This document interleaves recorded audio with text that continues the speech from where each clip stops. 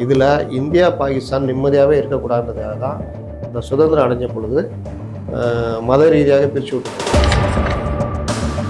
இந்த ஆப்கானிஸ்தானில் Soviet union செதறின பிறகு ஆப்கானிஸ்தான் ஆச்சு உடஞ்ச ஆப்கானிஸ்தானு தாலிபான் வந்துச்சு. அதற்கு முன்னாடி ஆப்கானிஸ்தானுக்குள்ள பிரச்சனையை உண்டாக்கணும் இது பண்ணணும் மத ரீதியாக தீவிரவாதத்தை வளர்த்தது அந்த இதில் தான் பின்லேடன் உருவாகும். அப்போது உனக்கே உங்கள் சித்தப்பா போக காட்டினாங்க. பின்லேடனை நீயே உருவாக்குறேன், உன் ட்வின் டவர்ஸ் அடித்தேன், பின்லேடனை உலகம் ஃபுல்லாக தேடுறாங்க. அந்த பின்லேடனை பாகிஸ்தான் ஒழிச்சு வச்சு அமெரிக்காவிலேருந்து ஒரு விமானம் வந்து இறங்கிச்சோம், இஸ்ரேல்லேருந்து ஒரு விமானம் இறங்கிச்சோம். பாருங்கள் என்ன நடக்க போகுது, என்ன நடக்கும். ஒரு நாட்டை காலி பண்ணணும், ஒன்றும் இல்லாமல் ஆகணும்னா அவனுடைய பொருளாதாரத்தை காலி பண்ணணும். அமெரிக்கா அந்த வேலை தான் பண்ணும். அந்த வார நேரத்தில் அமெரிக்கா பாகிஸ்தானுக்கு சப்போர்ட்டாக 7th ஃப்ளீட்டு வங்கக்கடலுக்குள்ளே வந்துடுச்சு. அடித்தா நம்ம தான், சென்னை தான் ஃபஸ்ட்டு.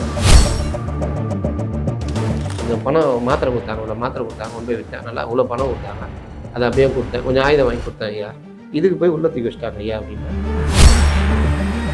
இவன் தொடர்ச்சியாகவே காஷ்மீர் இஷ்யூவை உயிரோட்டமாக வச்சுக்கணும்னு நம்ம பாகிஸ்தான் திரும்ப பண்ணிக்கிட்டு இருக்கோம். அதுக்கு பின்னாடி என்னென்னா இந்த மாதிரி ஆயுத வியாபாரம் வந்தான்ல. அவன் எங்கேருந்து வந்தான்? இந்தியாவுக்குள்ளேயே உருவாகி வந்தான். ஆக்குபைடு காஷ்மீருக்குள்ளே போய் அவனுக்கு எப்படி ட்ரைனிங் கொடுக்குறீங்க, அவனை எப்படி ஒரு மத மூலச்செலவு செய்கிறீங்க? இஸ்லாம் இந்தியா சொல்லுது, ஆனால் இஸ்லாம் இதை சொல்லுதுன்னு சொல்லிட்டு உருவாக்கி ஒரு 10 பேரை கொண்டுட்டா இந்தியா பழுவாங்க. இல்லை, அந்த ஹோப் தான் அவங்களை இவ்வளோ கேர்லெஸ்ஸாக இருக்குது. அதுதான் அதீத நம்பிக்கை. ஓரளவுக்கு நாதஸ் திருந்திட்டான் அப்படின்னு நம்பணும். நாதஸ் திருந்தல, ஊதுறதை திருப்பி நம்ம மண்டையில் அடிக்கிறான். டோட்டலாக பார்த்தா இந்திய அரசோட எல்லோரும் ஒருமித்த கருத்தோடு இருக்கிறது தான் சரியான விஷயம். அதை விட்டு விமர்சனம் மற்ற விஷயம் பண்ணியிருந்தா அது நல்லா இருக்காது அப்படின்ற அடிப்படை தான் இந்த நேரத்தில் எல்லாரையும் கேட்டுக்கிறது.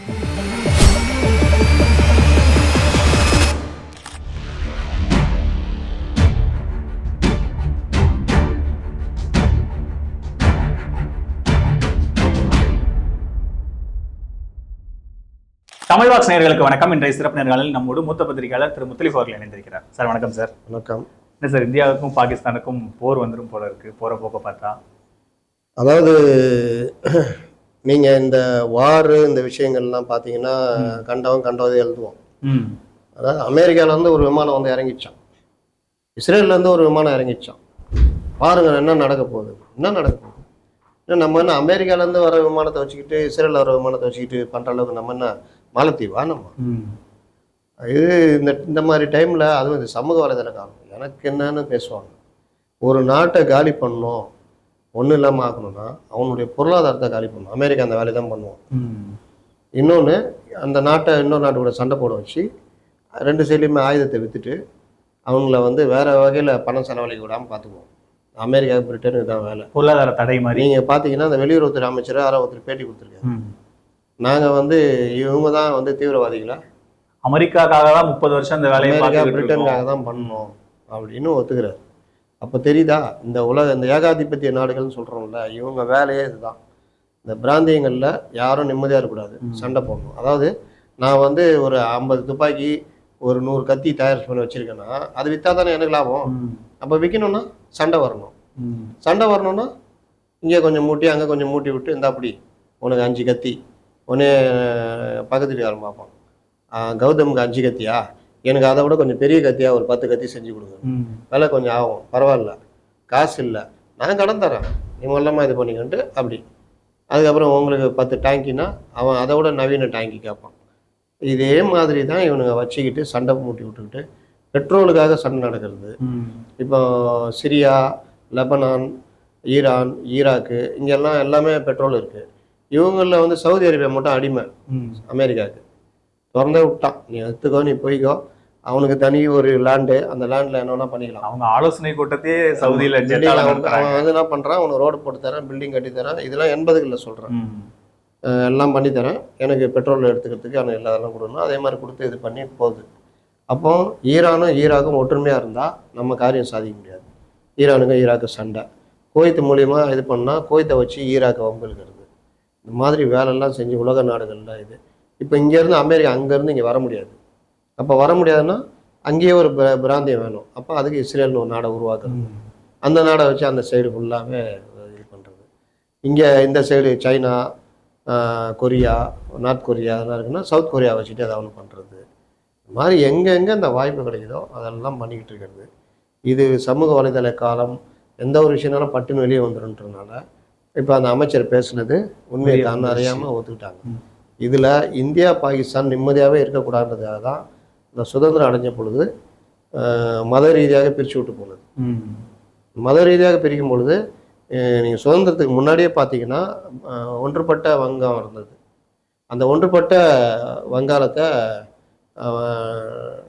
டல்லௌசின்னு நினைக்கிறேன், டல்லௌசியா கர்சனா தெரில, ரெண்டாக பிரித்து விட்டாங்க. மொழியால் ஒன்றாக இருந்தாலும் கிழக்கு வங்காளம் மேற்கு வங்காளம் இந்துக்கள் இருக்கிறது முஸ்லீம்கள் இருந்து பிரித்து விட்டாங்க. பிரித்து விட்டுட்டு அந்த கிழக்கு வங்காளத்தை வந்து பாகிஸ்தானோட சேர்த்து விட்டாங்க. பாகிஸ்தான் உருது, மொழியால் இவங்க வந்து பெங்காலி. அப்போ அவனை இவனை ரெண்டாம் தர குடிமக்கள் மாதிரி நடத்துகிறான். பூகோள ரீதியாகவும் இவன் இங்கே இருக்கான் அவன் இங்கே இருக்கான். ஆனால் இவன் அவனை ஆட்சி பண்ணிக்கிட்டு இருக்கிறான். இதெல்லாம் சேர்ந்து ஒரு மாதிரி புரட்சியாக வெடிக்கும் பொழுது தான் இந்தியா தலையிட்டு தனி நாடு வாங்கி கொடுத்தான் பங்களாதேஷ். ஆனால் மொழியால் பூகோள ரீதியாகவும் ஒன்றா இல்லை. அப்போ அது ஒரு தனி நாடுன்னு அது ஒரு பெரிய பிரச்சனையாகி அந்த வார நேரத்தில் அமெரிக்கா பாகிஸ்தானுக்கு சப்போர்ட்டாக 7th ஃப்ளீட்டு வங்கக்கடல் உள்ளே வந்துடுச்சு. அடித்தா நம்ம தான் சென்னை தான் ஃபஸ்ட்டு. அந்த நேரத்தில் நம்மளுக்கு சோவியத் யூனியன் அப்போ இருந்த சோவியத் யூனியன் நமக்கு உடன்பாடு இருந்ததுனால 7th ஃப்ளீட்டு திரும்பி போகலன்னா அப்படியே வங்கக்கடலுக்குள்ளே போயிடும் அப்படின்னு சொல்லி மிரட்டினோன்னு அவன் திரும்பி போயிட்டான்.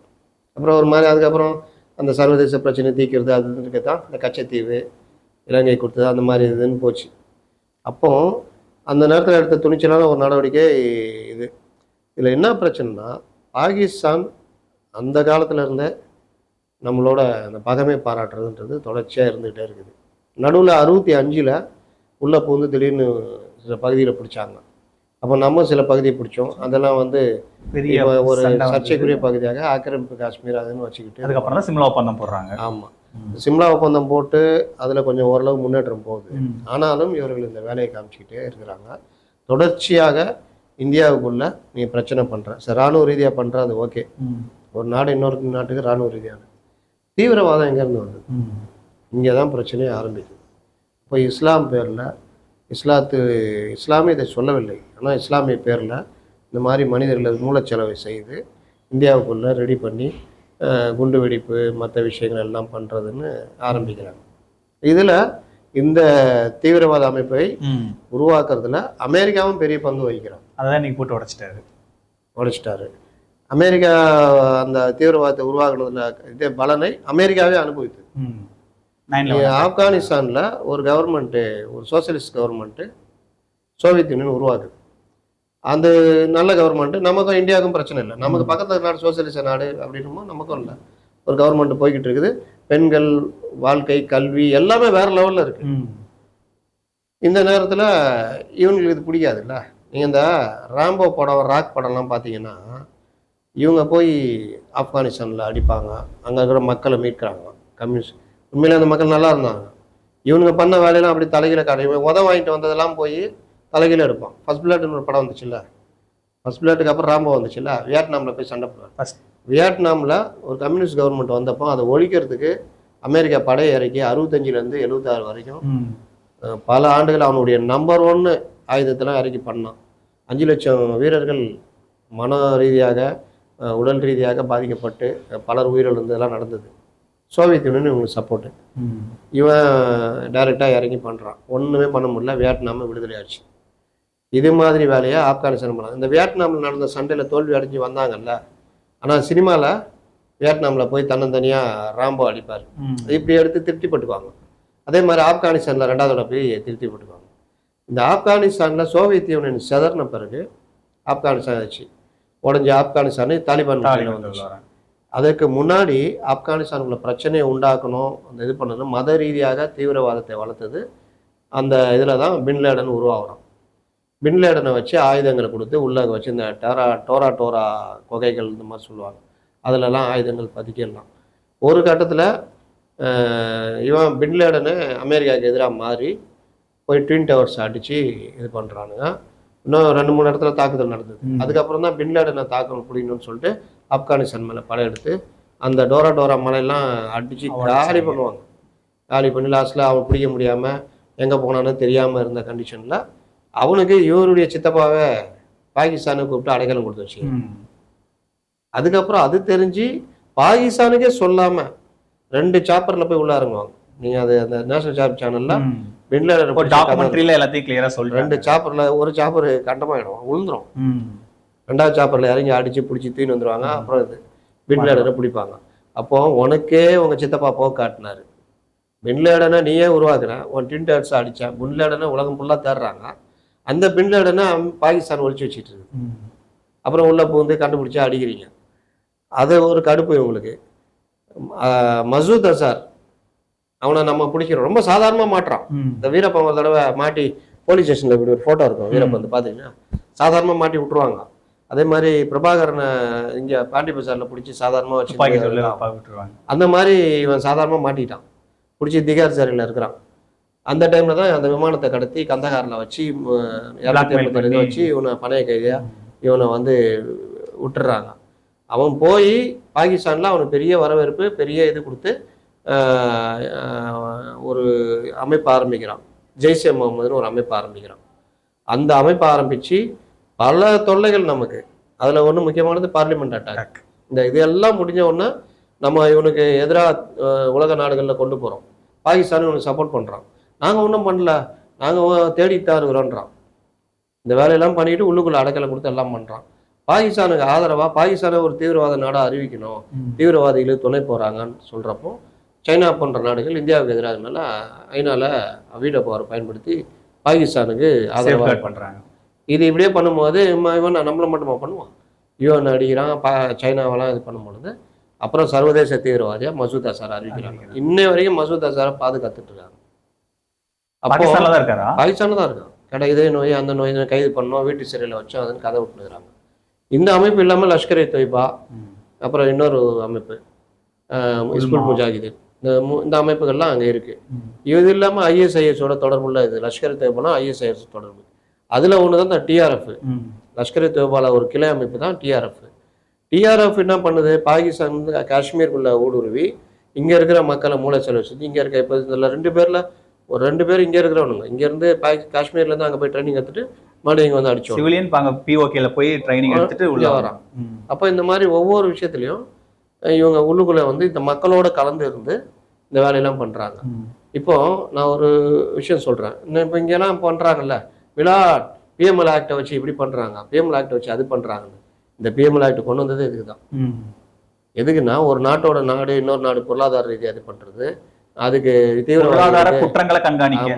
அது மட்டும் இல்லை, தீவிரவாதிகளுக்கு ஆயுத சப்ளை, ஆயுதம் வாங்குறதுக்கு பணம், அந்த பணத்துக்காக போதை மருந்து கடத்துறது, அது மூலயமா பணம், அப்புறம் அவாலா மூலயமா பணம், ஊழல் முறைகளில் பண்ண பணம். இது ஒரு நாட்டு பொருளாதாரத்தை பாதிக்குது, ஒரு நாட்டுடைய இறையாண்மை பாதிக்குது, ஒரு நாட்டுடைய அமைதியை குலைக்குது. 2 நாடுகளுக்கிடையே தீவிரவாதம் மூலியமா பல பிரச்சனைகள், பொதுமக்கள் சாகுறாங்க.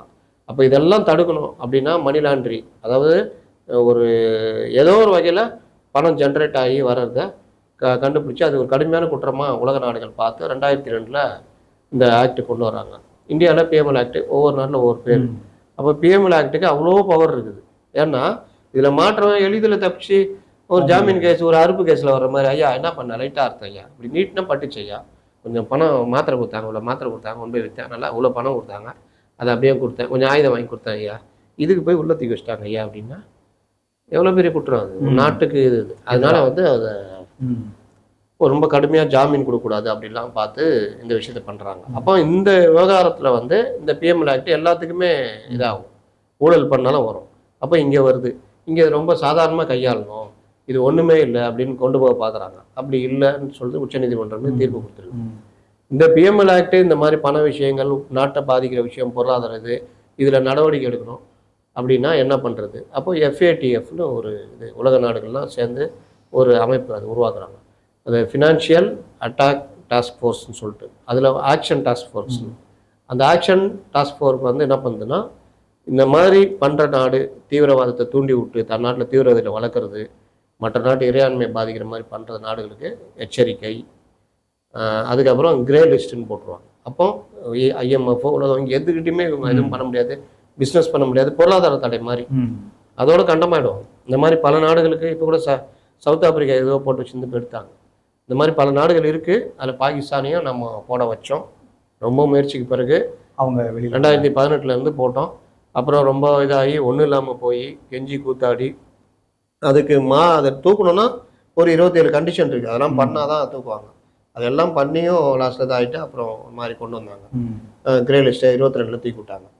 இப்போ மறுபடியும் ஆரம்பிச்சிருக்காங்க. இப்போ என்னென்னா சார், இப்போ நீங்கள் சொல்கிற மாதிரி பார்லிமெண்ட் அட்டாக் ஆகட்டும், அப்புறம் புல்வாமா ஆகட்டும், உரி ஆகட்டும், மும்பை அட்டாக் ஆகட்டும், இந்த மாதிரி நிறைய அட்டாக்ஸ் நடந்த போதும் இவ்வளவான ஒரு அதிரடியான நடவடிக்கைகளை அப்போ காங்கிரஸ் அரசு, அப்போ பிஜேபி அரசு ரெண்டு மத்திய அரசாங்கம் எடுக்கல. ஆனால் இந்த முறை வந்து எல்லாம் இவ்வளவு அதிரடியான அடுத்தடுத்து பெரிய நடவடிக்கைகள், ஒரு எல்லைகள்ல படைகளை குவிக்கிறது மாதிரியான விஷயங்கள். ஒருவேளை சிவிலியன் தாக்கப்பட்டுட்டாங்கிறது மட்டும்தான் பிரச்சனையா? மும்பையில தாக்கத்தில் 150 பேர் கொல்லப்பட்டாங்கல்ல இவங்க யாத்ரீகர்கள்.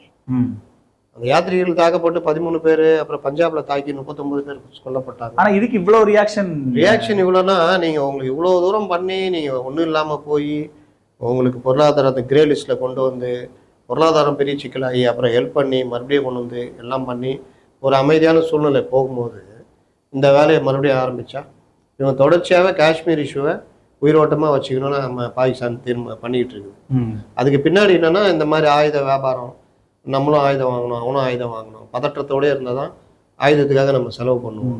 இப்போ மிலிட்ரிக்கு செலவு பண்ணுறது குறைஞ்சி வேறு சைடில் நீங்கள் அந்த பணத்தை செலவு பண்ணிங்கன்னா உங்கள் நாடு வளமாகும். அப்படி ஆகிடக்கூடாதுல்ல, நீ நிம்மதியாக இருக்கக்கூடாது. அதனால இந்த வேலை பண்ணுறதுக்கு இவனை பாகிஸ்தானை கருவியாக பயன்படுத்துகிறாங்க. அவன் பண்ணுறான், சைனா பண்ணுது, நமக்கு அண்டை நாடுகளில். அப்போ இது ஒரு சர்வதேச கூலிப்படை அப்படின்னு எடுத்துக்கலாமா? இந்த இல்லை டெரரிஸ்ட் தான் அப்படின்னு நம்ம டெரரிஸ்டுகள் தான், அது கூலிப்படை மாதிரி தான். அது என்னன்னா நம்ம நாட்டுக்குள்ள தீவிரவாதத்தை பண்ணுறதுக்கான அனைத்து வேலையிலும் அரசாங்கம் பண்ணுது. அதான் பிரச்சனை. இப்போ நம்ம ஒன்றும் இங்கேருந்து பாகிஸ்தானுக்குள்ள தீவிரவாதிகளை ரெடி பண்ணி நம்ம அனுப்புறது. ஆனால் அவங்க அந்த வேலையை பண்ணுறாங்க. நீ மிலிட்ரி அட்டாக்கு, எல்லைப்புறத்தில் சண்டை, இல்லை உளவு பார்க்குறாங்க, மிலிட்ரி நடக்குது. நம்ம அங்கே கொடுத்துனமே நடத்தின்னு இருக்கான். தொழிலதிபராக பல இதை பண்ணுவான். அதே மாதிரி அங்கே இருக்கிறவங்க ஐஎஸ்காரன் இங்கே இருப்பாங்க. இங்கே இருக்கிறவங்களுக்கு ஹெல்ப் பண்ணுவான், எல்லாம் பண்ணுவான், ஐஎஸ்ஐ பண்ணுவாங்க. அந்த மாதிரி பண்ணுறது வேற. நீ தீவிரவாதத்தை தூண்டி விட்டு மத மூலச்செலவு பண்ணி மத ரீதியாக ரெடி பண்ணி அப்பாவி மக்களை கொள்றதுன்றது ஏற்றுக்கொள்ள முடியாதுல்ல. அதனால இந்த தடவை கொஞ்சம் கடுமை காட்டணுன்றதுக்காக இந்த வேலையெல்லாம் பண்ணியிருக்காங்க. இது பண்ணுறதோட சேர்ந்து உலக நாடுகளும் இந்த விஷயத்துக்கு ஆதரவு கொடுக்குறாங்க. இது எல்லாம் போகும் பொழுது உலக அளவில் பழையபடி இந்த கிரே லிஸ்ட்டில் கொண்டு வரதுக்கான ஏற்பாடை இந்தியா பண்ணும். இந்தியாவுடைய வெளியுறவுத்துறைன்றது வந்து ரொம்ப ஸ்ட்ராங்காக இருக்குது. ஆனால் என்னென்ன சார், இப்போ இதுக்கு பாகிஸ்தான் நம்ம கடந்த கால இதுக்கப்போ பாகிஸ்தான் பெரிய அளவுக்கு ரியாக்ட் பண்ணிக்கல. ஆனால் இந்த முறை நீங்கள் ஒன்று பண்ணால் நாங்களும் ஒன்று பண்ணுவோம், நீங்கள் இது பண்ணால் நாங்கள் பண்ணல, எவிடன்ஸ் கொடுங்கன்னு கேட்குறாங்க. நாங்கள் தான் பண்ணோன்றதுக்கு என்ன எவிடன்ஸு? பொதுவெளியில் எடுத்து வைங்க, உலக சமூகத்துக்கு முன்னாடி எடுத்து வைங்கன்னு கேட்குறாங்க பாகிஸ்தான். அது எப்படி? அப்போ இவங்களோட இந்த ஓவரான இந்த விஷயங்கள் இருக்குல்ல, அப்போ அவங்க இந்த வாட்டி உண்மையிலேயே இவங்க பண்ணல, நாங்கள் பண்ணலப்பா அப்படின்னு அவங்க எதாவது சொல்கிற மாதிரி இல்லை இருக்கு. அசாத் மசூர் இருக்காங்க, அந்த அவன் வந்து பாகிஸ்தானில் இல்லாமல் எங்கே இருக்கிறான், லண்டனில் இருக்கிறான். அவனை இங்கேருந்து கந்தகார்லேருந்து அவனை மீட்டு கந்தகார்லேருந்து அவன் நேராக பாகிஸ்தான் தானே போனான். அப்போ அவனுக்கு அங்கே அடைக்கலம் கொடுத்து இந்த வெள்ளம் பண்ணது யார்? அவனை பிடிச்சா கொடுத்தீங்க, இல்லை பிடிச்சி இந்தியாவில் ஒப்படைச்சிங்களா? அவனுக்கு இன்ன வரைக்கும் ராஜா வாழ்க்கை வாழ்ந்துட்டு இருக்கிறான். இந்தியாவுக்குள்ளே எத்தனையோ அட்டாக் பண்ணிட்டான். அப்போ அவனை என்ன பண்ணீங்க? அப்போ அதுக்கு பேர் நான் எவிடன்ஸ் என்ன கொடுக்குறது? இதோ இப்போ இந்த பாதுகாப்பு அமைச்சர் ஒத்துக்கிறாரு, அதுக்கு மேலே எவிடன்ஸ் வராங்க, அதுக்கு தான் அனுபவிச்சுட்டு இருக்கோம். இன்னொன்று, இந்த 2 பேர் இங்கேருந்து போய் பாகிஸ்தானில் போய் ட்ரைனிங் எடுத்துகிட்டு வந்தான்ற ஆதாரத்தை எடுத்து தான் இந்த வீட்டுகளை தகர்த்துருக்காங்க. அவன் வேற எங்கே போகிறான்? சைனாவில் போய் ட்ரைனிங் எடுத்துகிட்டு வரான். இங்கே இருக்கிற ஒரே இது உங்களுக்கு பாகிஸ்தான் ஒன்று தான். வந்தான்ல, அவன் எங்கேருந்து வந்தான்? இந்தியாவுக்குள்ளேயே உருவாகி வந்தான். ஆக்குபைடு காஷ்மீருக்குள்ளே போய் அவனுக்கு எப்படி ட்ரைனிங் கொடுக்குறீங்க? அவனை எப்படி ஒரு மத மூலச்செலவை செய்கிறீங்க? இஸ்லாம் இதையா சொல்லுது. ஆனால் இஸ்லாம் இதை சொல்லுதுன்னு சொல்லிட்டு உருவாக்கி ஒரு 10 பேரை கொண்டுட்டா இந்தியா பழுவாங்கின மாதிரியா? அப்பாவி குடும்பங்கள் தான் நடுத்தருக்கு போகிறாங்க. ஒன்றை தடுத்து உயிரை விட்டவனும் ஒரு இஸ்லாமியனு, குடும்பத்துக்கு ஒரே ஆண்மகன். இன்னைக்கு அந்த குடும்பம் நிர்கதியாக நிற்குது. அவங்களுக்கு வேற வருமானமே கிடையாது. டூரிஸ்ட் ஆள் வந்தால் குதிரை ஓட்டி சம்பாதி, அதுவும் போச்சு. அப்போ அந்த மாதிரி குழந்தைகளும் நம்ம இந்திய குழந்தைகள் இருக்காங்க. இந்த மாதிரி தருதலைகளும் இருக்குது. அதனால இது வந்து நீ ஆதாரம் காட்டுதாங்க, அண்ணா கை பொண்ணுக்கு நான் கண்ணாடியா வேணும், ஆதாரம் காமிச்சிட்டா ஒத்துக்கிட்டு என்ன தூக்க மாட்டிக்குவாங்களா? சொல்லுங்க. அதனால இது வந்து நம்ம இவர்களுக்கு எதிரான நடவடிக்கைன்றது உலக நாடுகள் ஃபுல்லாக ஆதரவு கொடுக்கறதுனால இதை வந்து உலக லெவலில் கொண்டு போய் ஐநாவில் மற்ற இதில் கொண்டு போய் இவன் தொடர்ச்சியாக மறுபடியும் பண்ணுறான்றதை நிரூபித்தால்தான் இவனுக்கு எதிரான அந்த தடை வந்தால் தான் அவனுக்கு சரியான சம்மட்டி அடியாக இருக்கும். இப்போ உள்ளுக்குள்ள நம்ம இது வந்து வெளியுறவு சார்ந்து இவ்வளவு சிக்கல், உள்ளுக்குள்ள வரும்போது காஷ்மீர்ல அந்த இடம் ரொம்ப முக்கியமான இடம், பல டூரிஸ்டுகள் வந்து போற இடம், அந்த பைட் அந்த இது ஜம்ப் எல்லாமே மக்கள் அன்றாடம் அங்க புழங்குற இடத்துல ராணுவ வீரர்களே இல்ல. சப்போஸ் ஷூட் பண்ணியிருந்தா கூட ஒரு கிலோமீட்டர் ரேடியஸ்ல கூட ஒருத்தர் இருந்தா கூட ஓடி இருந்திருக்க மாட்டாங்களா? அவ்வளவு பாதுகாப்பு குறைபாடோட இருந்த இடம் அப்படிங்கிற மாதிரி ஒரு விஷயம். அது பார்த்தீங்கன்னா பெரிய இன்னைக்கு இவர் முக்தா ரவி எனக்கு ஒரு மெசேஜ் அனுப்பிச்சிருக்காரு. அதில் என்ன சொல்கிறாருன்னா, எப்படியும் ஷூட்டிங் அங்கே தொடர்ச்சியாக நடந்துகிட்ருக்கோம். தமிழ் சினிமா, ஹிந்தி சினிமா எல்லாமே அவ்வளோ ஒரு சொர்க்கப்புரியான இடம் அது. ரஜினிதி கூட அதோ வாராண்டி வாராண்டி வில்லேந்தி ஒரு பாட்டு வரும், அந்த ஸ்டில்லாம் அனுப்பிச்சிருக்காரு, நாங்கள் எடுத்தோம் அங்கே அப்படின்னு. அவ்வளோ அழகாக இருக்கும், அவ்வளோ அற்புதமான இது. அமரனும் அங்கே ஷூட் பண்ணதா? ஆமாம், இது சொல்கிறேன், டூயட் சாங் சீன்லாம் எடுக்கிற அளவுக்கு நல்ல சூப்பரான இடம். என்ன பிரச்சனைனா, அந்த இடத்துல இப்போ ஒரு தேர்தல் நடந்து ஒரு ஆட்சி வந்த பிறகு அந்த இடம் சிஆர்பிஎஃப் ப்ளஸ் போலீஸ் கண்ட்ரோல் அப்படின்னோன்னா வெளிப்புற இடங்கள் வந்து இராணுவ கட்டுப்பாடுங்க.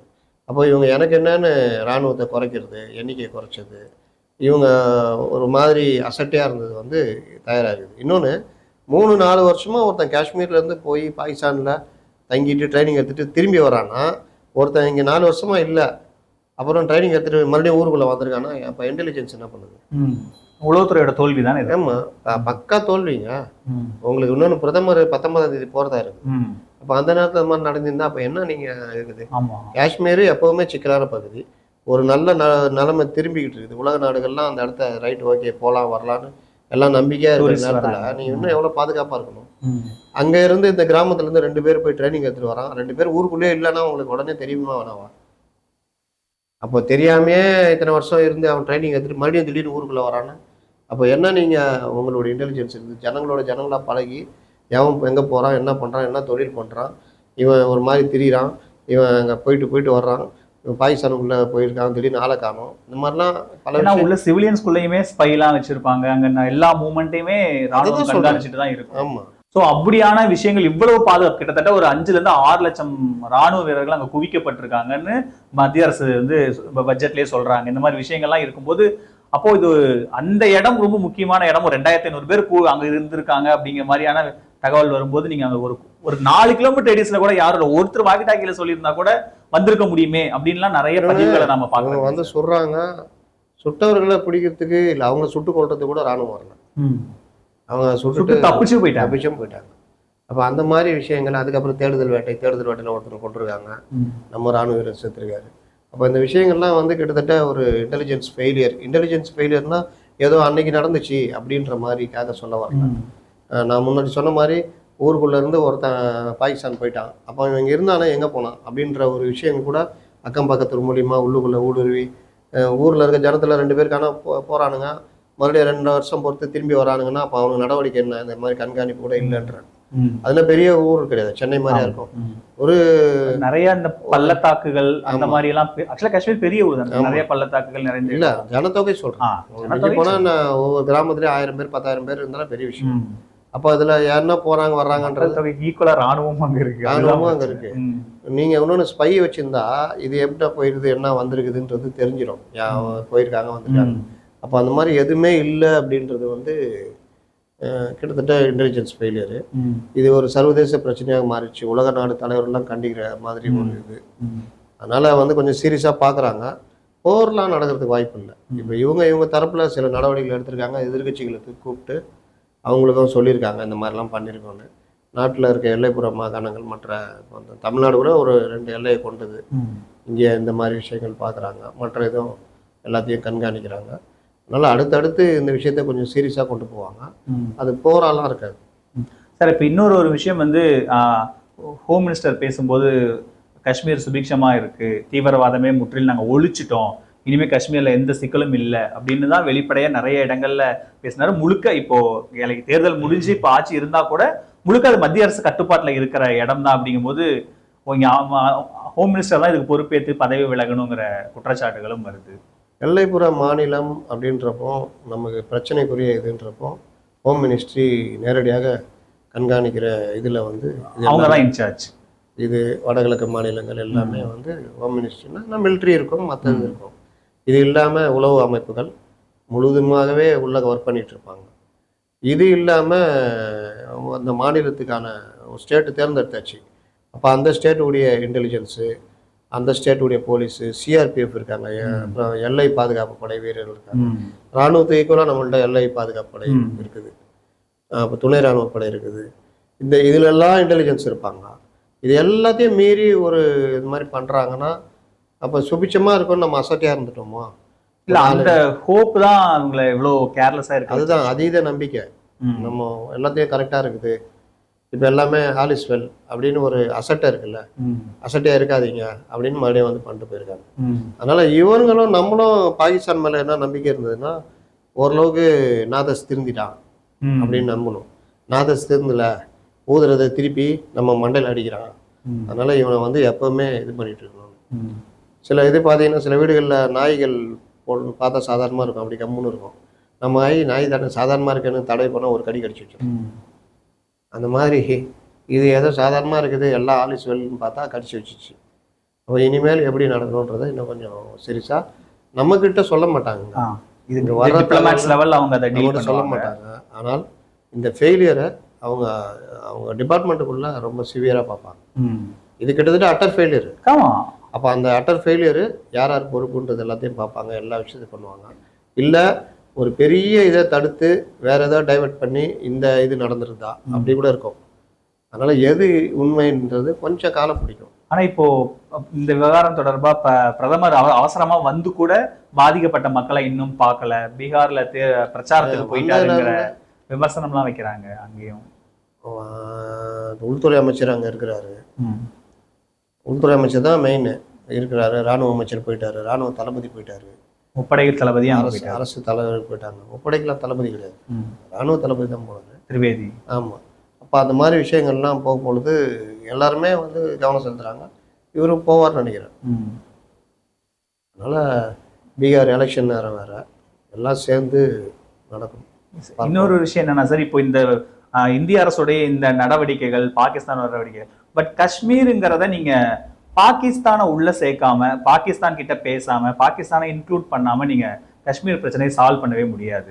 தொடர்ச்சியான இந்த சிக்கல்கள் போயிட்டே இருக்கும்போது அப்ப நீங்க இவ்வளவு அதிரடியான நடவடிக்கைகளை தாண்டி பேச்சுவார்த்தை இந்த மாதிரியான விஷயங்கள் மூலமா தானே நீங்க இதுக்கு ஒரு பெர்மனன்ட் சொல்யூஷனை கொண்டு வர முடியும். நீங்க பாகிஸ்தானை முகச்சிக்கிட்டே இருந்தா எப்படி சொல்யூஷன் வரும்? இந்த பிரச்சனை தொடர்ந்துட்டே தானே இருக்கும். இது வந்து வைஸ் வெர்சா தான், பாகிஸ்தானுமே அது பொருந்தும்.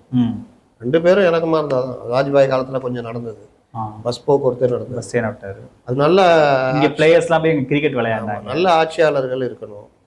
ரெண்டாவது ஆட்சியாளர்களுடைய கொள்கைகள் இருக்குல்ல. இப்போ இங்க பிஜேபி கவர்மெண்ட்டு வந்த உடனே நாங்கள் ஸ்ரீகாந்த் தாக்கப்பட்டார் அந்த இதில். அதுக்கப்புறம் இவங்க முடிவு எடுத்துகிட்டு போகவே மாட்டேன்னாங்க. ஸ்போர்ட்ஸ் தான் எப்பவுமே ஒன்றிணைக்கும், நாடுகளை ஒன்றிணைக்கிறது விளையாட்டு தான். அப்போ அந்த மாதிரி ஒன் ஸ்டெப் ஃபார்வர்டுன்னு ரெண்டு சைடுமே கொண்டு போகணும். அது வந்து இங்கே ரெண்டு சைட்லேயுமே ஃபெயிலியர். இவர்கள் அரசியலே அதை நம்பி தான். ஒரு கட்டத்து மேலே பாகிஸ்தானை விட்டாங்க, ஏன்னா சைனா அதோட பெரிய தொல்லை கொடுக்க ஆரம்பிக்கணும். பாகிஸ்தானும் பொருளாதார ரீதியாக மடிஞ்சு போனோம். இவன் ஒன்றும் இல்லைடா, இவனை எதையும் தொட வேணாம், நமக்கு பெரிய பிரச்சனை சைனா தான். சைனா கூட அப்படி பேச்சுவார்த்தை அதுன்னு போகுது. திடீர்னு பார்த்தா இப்போ மறுபடியும் பாகிஸ்தான் இதை ஆரம்பிச்சிருக்கு. அது நீங்கள் வந்து வழக்கமாக நடக்கும், இராணுவத்தில் 2 துப்பாக்கி நடக்கும், 2 ராணுவ சாவாங்க, இதெல்லாம் நடக்கும், இந்த அமரன் மாதிரி இதெல்லாம். ஆனால் சிவிலியன்ஸை உள்ளே வந்து சுட்டுக் கொள்வது தான் பெரிய பிரச்சனையாக மாறிடுச்சு. அதில் டூரிஸ்ட்டுகள் அப்படின்றப்போ ஒரு பெரிய பிரச்சனை. இது கொஞ்ச நாளைக்கு இந்த இது இருக்கும், அப்புறம் கொஞ்சம் சூடு தணிஞ்சு இரு தரப்பு பேச்சுவார்த்தை அதுன்னு ஆரம்பிக்கும். இவங்க வந்து இந்த தவறை மறைக்கணும்ல, ஃபெயிலியரை மறைக்கிறதுக்கு இந்த சீனை போட்டாங்க. அது கட்டு, இது கட்டு, அது கட்டு, எல்லாமே கட்டுப்போ, அண்ணன் தண்ணியே போனக்கூடாதுன்னு. எதிர்கட்சிகள் ஏதாவது சொல்ல போதும் எதிர்கட்சிகளையும் கூப்பிட்டு அவங்க என்ன பண்ணுறது, கடவுளை நம்புற கதை தான். கடவுள் தெரிலன்னா அவன் பொண்டாட்டி பத்தினி இல்லைன்றாங்க. அதனால இந்த நேரத்தில் போயிட்டு நீ இது தப்பா அது தப்புன்னா தேச நம்பிக்கை இல்லை உனக்கு, நீ பாகிஸ்தானுக்கு ஆதரவாக பேசுகிறேன்றாங்க. அதனால ரைட்டு விட்டுட்டு பிடிப்போம்னா அவங்களும் இது பண்ணுறாங்க. ஆனாலும் ஒரு 20 கருத்துக்கள் ஓடிட்டு தான் இருக்குது. இன்டெலிஜென்ஸ் ஃபெயிலியர், இன்னும் சில விஷயங்கள்லாம் ஒரே ஓடிட்டு தான் இருக்குது. இராணுவத்தை எண்ணிக்கை ஏன் குறைச்சிங்க, புது ஆட்களை எடுக்கலை, இராணுவ தளபதி இன்னொருத்தர் பக்ஷி சொன்னது, இது எல்லாமே. அதனால் இந்த விஷயத்தில் இந்த நேரத்தில் டோட்டலாக பார்த்தா இந்திய அரசோட எல்லோரும் ஒருமித்த கருத்தோடு இருக்கிறது தான் சரியான விஷயம். அதை விட்டு விமர்சனம் மற்ற விஷயம் பண்ணியிருந்தா அது நல்லா இருக்காது அப்படின்ற அடிப்படையில் தான் எல்லாரும் இந்திய அரசுடைய நடவடிக்கைக்கு நம்ம எல்லாரும் துணையாக இருக்கணும் அப்படின்றது இந்த நேரத்தில் எல்லாரையும் கேட்டுக்கிறது. மற்ற விஷயங்களும் அவங்க பார்த்துக்குவாங்க. இன்டெலிஜென்ஸ் ஃபெயிலியர் எல்லாமே சரி பண்ணி தான் டிபார்ட்மெண்ட்டுக்குள்ள அதை சரி பண்ணுவாங்க. தேங்க்யூ சார், இவ்வளோ நேரம் உங்கள் நேரத்தை எங்களோட செலவழிச்சதுக்கு நன்றி சார்.